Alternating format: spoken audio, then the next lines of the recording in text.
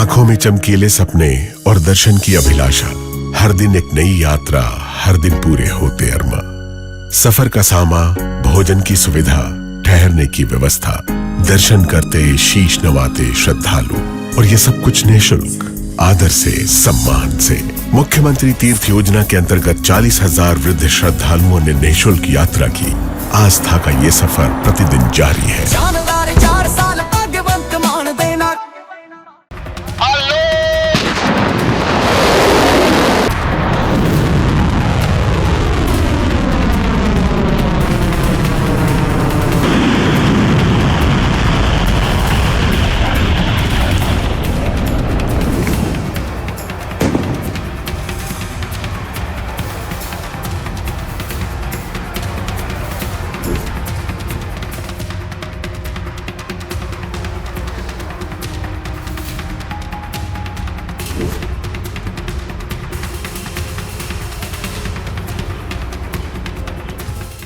ये इजराइल जानता है कि एक न दिन एक वक्त ऐसा जरूर आएगा कभी ना कभी कि उसके तमाम प्रतिष्ठानों को निशाना बनाया जाएगा, जैसे अब बनाया जा रहा है। इसके लिए उसने अलग अलग देशों में, जो उसके पिट्ठू देश बने हुए हैं, जो भी है, वहां अपने अपने अलग प्रतिष्ठान खोल रखे। अब ऐसे ही प्रतिष्ठान की जानकारी मिल जाती है ईरान को, और उसके बाद जो हुआ वो आज आपको दिखाऊंगा।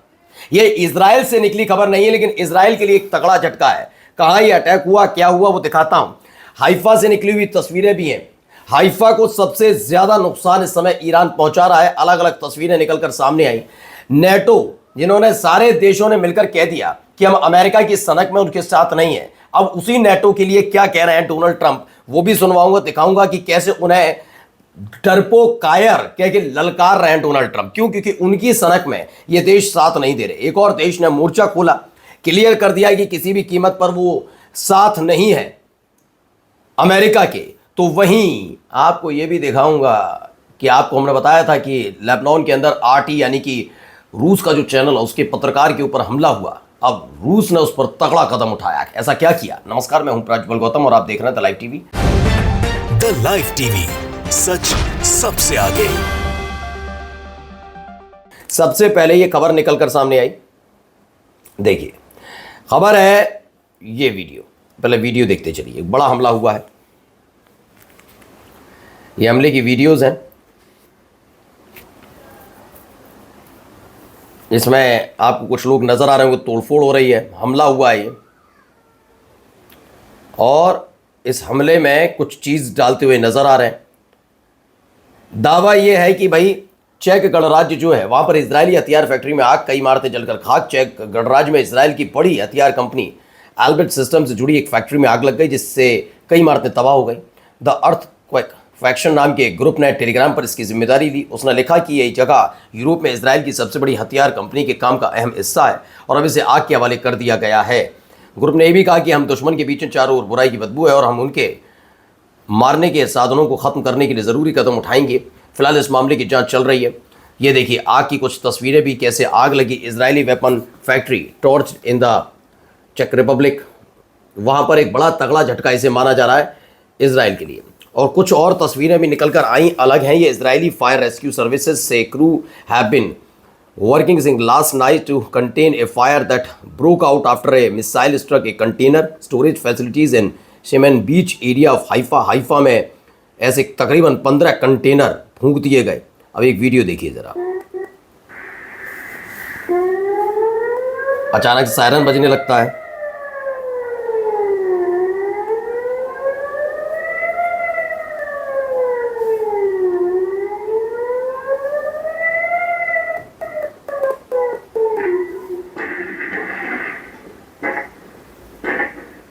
ये एक के बाद एक हमले की तस्वीर, ये देखिए।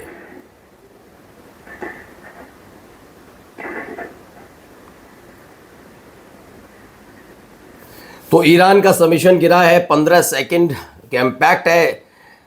केवल सायरन बजा पाया, इसे रोक नहीं पाया। अब आइए एक और यहां देखिए क्या हो रहा, हालात क्या बना दिए। ये हाइफा पोर्ट है, पूरी तरह से जलकर खाक। तो बड़े बड़े कंटेनर हैं वो फूंक दिए गए हैं। एक और वीडियो ऐसी ही जुड़कर निकलकर सामने आई। देखिए अलग अलग तरह से जो हमले हुए हैं उस पर देखिए। ये देखिए अब इसकी चपेट में कोई आया हो तो क्या हुआ होगा इसका, ये है खबर। देखिए, Iranian shelling destroy 9,000 building and leaves 21 dead and more than 4,000 injured in Israel. ये खबर निकल कर सामने आई, मारे गए हैं। मैं ये सायरन बजते ही कैसे भाग, ये देखिए ये सब इजराइल के अंदर हो रहा है। अलक्सा मॉस्क यानी कि वहाँ की मस्जिद है, वो वहाँ पर ईद उल फितर की प्रेयर करने गए थे और उसके बाद देखिए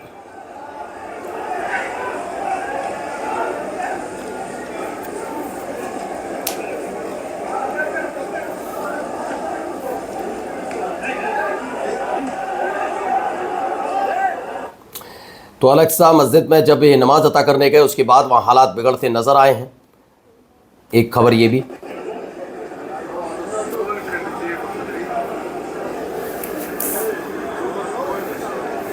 भारी तादाद में लोग नजर आ रहे होंगे। ये कहा जा रहा है not Mecca, it's Moscow. 1000 Muslim gathered in the heart of the Russian capital for Eid ul Fitr prayer. Eid ul Fitr की प्रार्थना करने के लिए, नमाज अता करने के लिए वहाँ भारी तादाद में मुसलमान जुटे हैं। तो एक और एक्शन रूस ने लिया।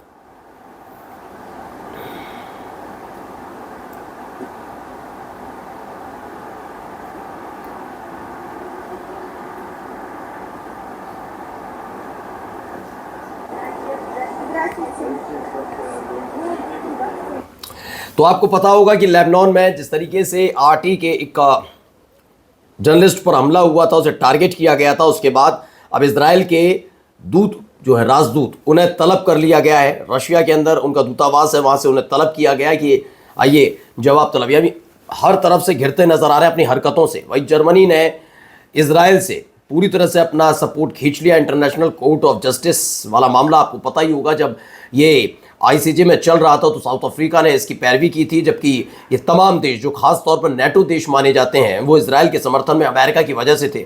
लेकिन अब दावा है कि जर्मनी ने इंटरनेशनल क्रिमिनल कोर्ट में नेतन्याहू के खिलाफ, इजराइल के खिलाफ जो जिनोसाइड का मामला चल रहा है उसमें अपना समर्थन वापस ले लिया है। इन सब से घबराया हुए जो ट्रंप है वो कहते हैं कवर्ड्स, यानी कि कायर, एक कायर करार दिया नेटो के सदस्यों को। क्यों? क्योंकि वो साथ नहीं दे रहे, नेटो के सदस्य देश साथ नहीं दे रहे। इस लिहाज से इस पर यह कहा जा रहा है कि हमारा साथ दो, मतलब सनक भरे फैसले में अगर साथ कोई देगा तभी वो इनके साथ है। ईरान के पास मिसाइलों की कोई कमी नहीं। IRGC ये भी दावा किया गया कि मिसाइल बनाने का काम लगातार जारी है। इजराइल के पीएम नेतन्याहू ने दावा किया था कि उन्होंने मिसाइलें बनाने की ईरान की क्षमता को पूरी तरह नष्ट कर दिया है। इजराइल के पीएम नेतन्याहू ने दावा किया कि उन्होंने मिसाइल बनाने की ईरान की क्षमता को नष्ट कर दिया, जबकि IRGC का कहना है कि ईरान के पास मिसाइलों की कोई कमी नहीं। अभी दो ही खबरें अगर मैं आपसे दिखाऊं और पूछूं, कमेंट में बताइएगा। जिस तरह के हमले अब भी ईरान की तरफ से इजराइल पर और अलग अलग देशों पर किए जा रहे हैं, उन्हें देखकर लगता है किसका दावा ज़्यादा पुख्ता है कि क्या वाकई ईरान के पास हथियारों की कमी नहीं है, या वाकई ख़त्म हो गए उसके पास हथियार, उसे बर्बाद कर दिया इजराइल ने। दोनों में से आप ही समझ रहे हैं बेहतर। ये देखिए,